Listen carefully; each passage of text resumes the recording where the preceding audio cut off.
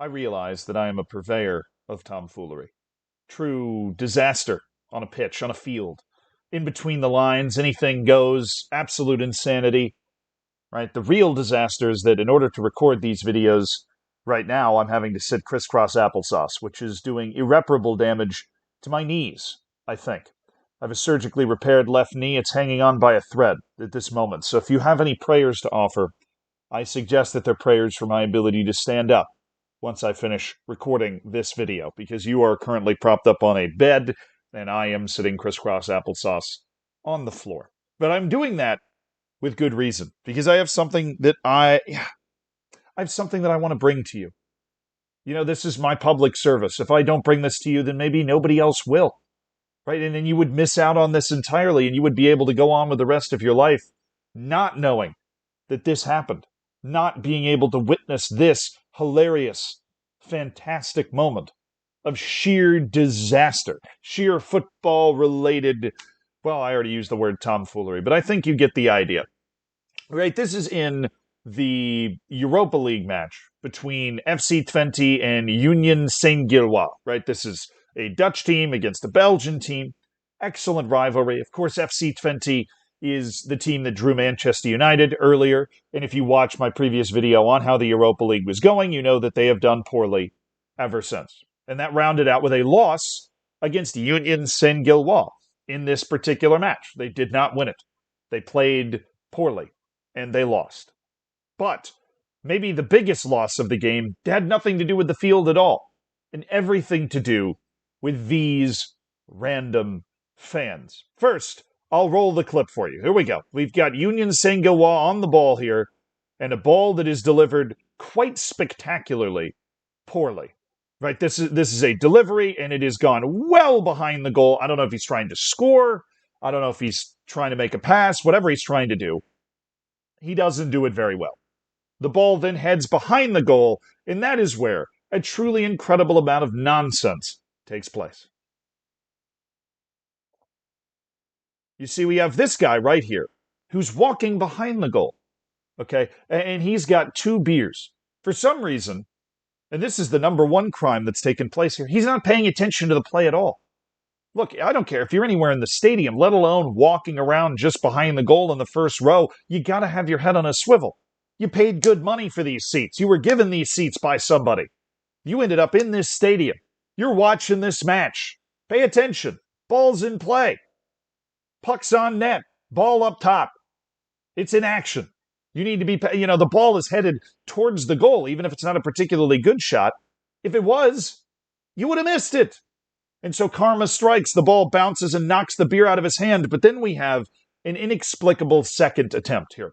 This is not the only part of this disaster that merits a breakdown, because another beer has been knocked free. You see, not only do we have one guy who's just not paying attention, right? He's not paying attention, and he gets what he deserves, really, for not paying attention. Loses a beer.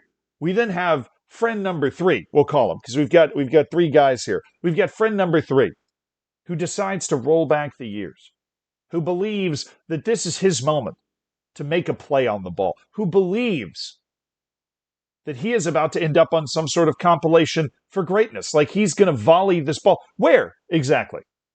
Because that's my question. I have so many questions about all of this, but that is my number one question. Where? Where are you kicking this ball? You're in the front row. You've got a match happening over here. There's a multi-ball system in this match, which means one of the U15 players has probably already tossed a new ball to the goalkeeper. He's probably setting it up for a goal kick. Let's say you actually make contact with this ball and you launch it back onto the field. You might get thrown out of the stadium. What's the goal here? Now, obviously, he misses the ball, right? He misses the ball and then kicks the drink out of the guy's hand. And that's a party foul, right? I'm not the person that invented the party rules. I'm just applying the party rules. If you roll up on your friend and just kick the beer straight out of his hand, you deserve to be ejected from the party. That's how it works. But what's he trying to do here? We'll give you the replay here. The ball bounces in, takes out beer number one. This guy tries to kick it, takes out beer number two. He has no chance to successfully kick this ball either. Look at where the ball is when he tries to kick it. It's bouncing up. This guy's taking a touch on it. He whiffs it so completely. It's like he's trying to drill it at his other friend. And you might be thinking that just the two beers in these guys' hands are the ones that are lost, right? He knocks some of his own beer out. Look at this. That's a triple party foul. It might be the worst missed shot anybody's ever seen. He misstrikes the ball. I have no idea what he's trying to pull off in the first place. He kicks his friend's beer out of his hand, and he managed to knock beer out of both of his other beers. Okay, so now we've got 4 beers that have less beer. And this guy's response is the best. He's standing there going, why?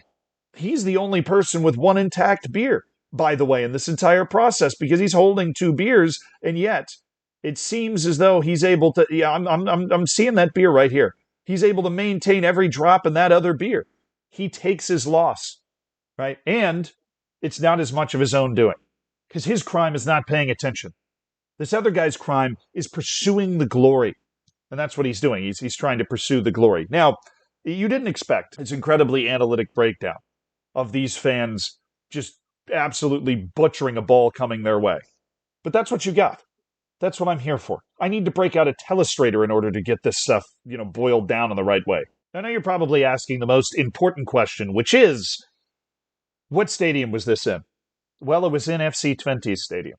So the final largest party foul of our heroes behind the goal that have had themselves an absolute disaster and led to the entertainment of thousands and thousands of people that watched this on repeat, apparently on Dutch television. These were FC Twente fans, and I can't help but imagine that the FC Twente team itself was inspired by the absolute disaster this was, by the tomfoolery on display, that they saw the incompetence of their own fans here, and they realized that there was no hope for them, and that they were going to go out and lose 1-0. Tough day if you end up knocking 4 beers out of everybody's hands and then your team still loses. They seem to have a good time with it, but if we've learned anything, don't try to launch the ball anywhere. Keep your head on a swivel. And if you are going to lose a beer, make sure that other hand keeps the other beer balanced so that you're not going to lose that one either. Analytics aside, though, funniest clip I've seen of the ball going into the stands in a very long time. It's impossible to imagine how unlucky these guys have gotten. Especially the first guy. The fact that the ball lands and bounces up to hit the beer perfectly.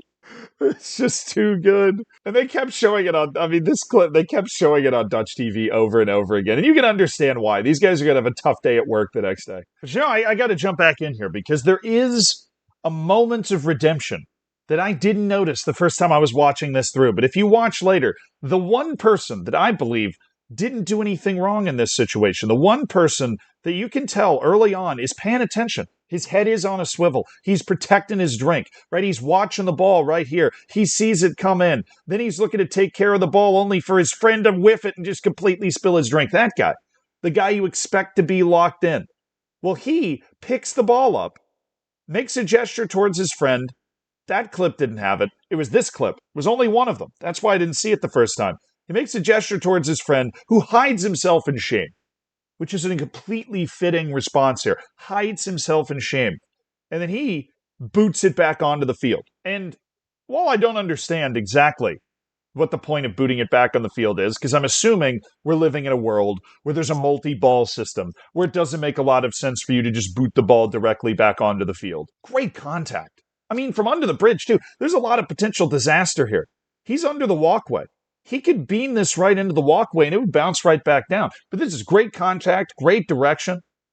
I mean, we might be 1 for 3 here, but this guy's a baller.